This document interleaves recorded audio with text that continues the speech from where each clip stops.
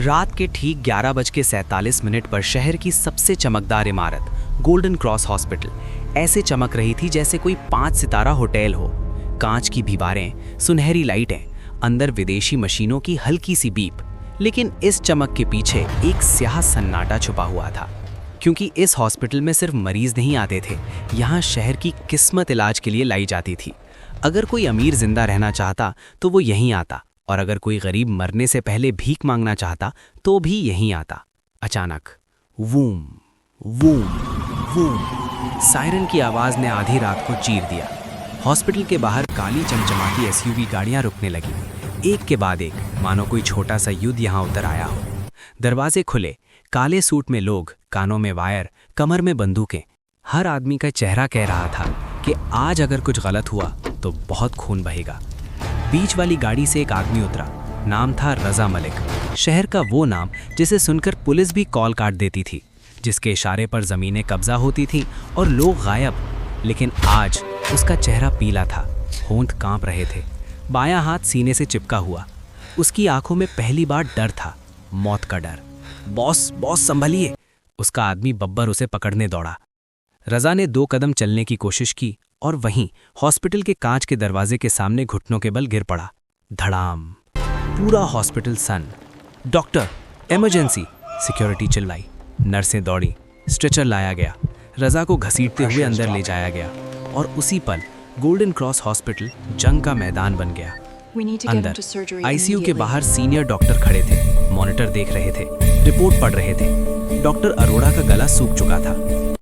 Left main coronary almost 100% blocked. अगर इसे छेड़ा तो टेबल पर मर जाएगा, और अगर नहीं छेड़ा तो 15 मिनट में। सब चुप, क्योंकि सामने मरीज नहीं था, शहर का सबसे खतरनाक आदमी था। उधर बाहर बब्बर ने अपनी बंदूक निकाल ली। अगर बॉस को कुछ हुआ तो ये पूरा हॉस्पिटल शमशान बनेगा। सिक्योरिटी, पुलिस, डॉक्टर, सबको समझ आ गया था, आज रात गोल्डन क्रॉस हॉस्पिटल में या तो रजा बचेगा या कोई नहीं। और इसी अंधेरे, डर और पसीने से भरे माहौल में हॉस्पिटल की ठीक बाहर एक छोटी सी चाय की टपरी पर एक लड़का चाय बना रहा था।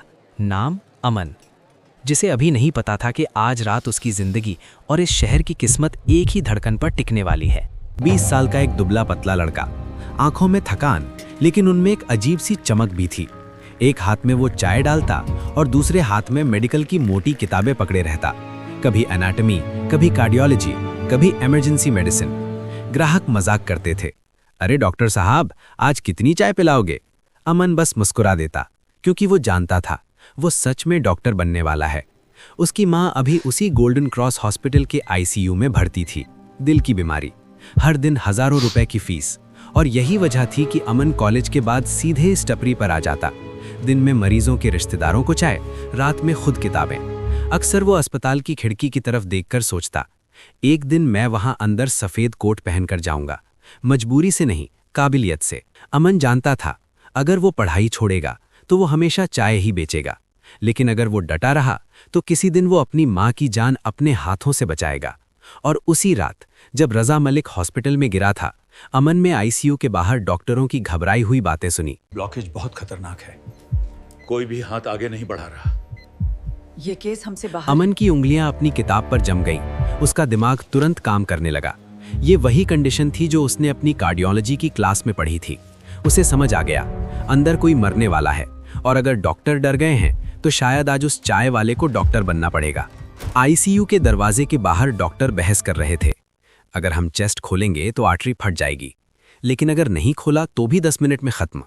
कोई भी आगे नहीं बढ़ रहा था। उसी पल, रुको, एक शांत लेकिन मजबूत आवाज गूंजी। सब मुड़े। वहां खड़ा था अमन, पुराने कपड़े, चाय की गंध, लेकिन आंखों में अजीब सी गंभीरता। अगर आप लोग डर रहे हैं तो मुझे करने दीजिए। तू कौन है? अमन, एमबीबीएस स्कॉलरशिप स्टूडेंट। और अगर आप लोग सही टेक्निक यूज नहीं करेंगे तो मरीज मर जाएगा। डॉक्टर चुप हो गए। तभी पीछे से बब्बर आ गया। उसने अमन की कॉलर पकड़ ली। अबे चाय वाले, बॉस को हाथ लगाया तो तेरे टुकड़े कर दूंगा। अमन ने उसकी आंखों में देखा। अगर मैं अंदर नहीं गया तो वो पक्का मर जाएगा। डॉक्टरों ने आपस में देखा। उन्हें कोई रास्ता नहीं दिख रहा था।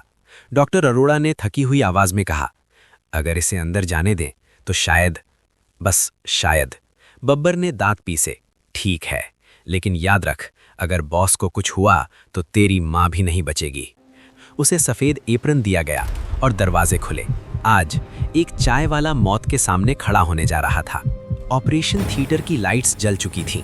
चारों तरफ सफेद रोशनी, बीप करते मॉनिटर और बीच में रजा मलिक, जिसका दिल अब धीरे धीरे हार मान रहा था। डॉक्टर खामोश थे। डॉक्टर अरोड़ा ने रिपोर्ट्स देखते हुए कहा, लेफ्ट मेन आर्टरी पूरी तरह ब्लॉक है। अगर सीधे वायर डाला तो फट जाएगी। अमन ने मॉनिटर देखा। उसकी आंखें फोकस्ड थीं। सीधे नहीं, पीछे से जाना होगा। क्या? डॉक्टर चौंक गए। कोलैटरल वेसल से, रेट्रोग्रेड अप्रोच। कमरे में सन्नाटा। वो किताबों में होता है, असल जिंदगी में वो मौत है। उसने बहुत पतला वायर लिया और धीरे धीरे दिल की कमजोर नसों के रास्ते ब्लॉकेज की तरफ बढ़ाया। हर सेकंड एक जुआ था। Beep beep beep. मॉनिटर अचानक तेज होने लगा। बीपी गिर रहा है, 40/30। हम उन्हें खो रहे हैं। एक नर्स रो पड़ी। डॉक्टर अरोड़ा ने कहा, रुको।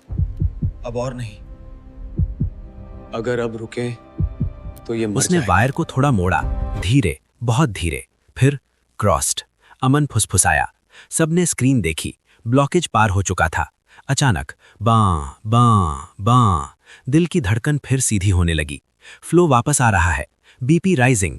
रजा मलिक की मौत पीछे हट रही थी। कमरे में कोई सांस लेना भूल गया था। एक चाय वाला मौत को हरा चुका था। ऑपरेशन थिएटर के दरवाजे खुले। अमन बाहर निकला, पसीने में भीगा, थका हुआ, लेकिन आंखों में सुकून। अमन ने शांति से कहा, जिंदा हैं, खतरे से बाहर।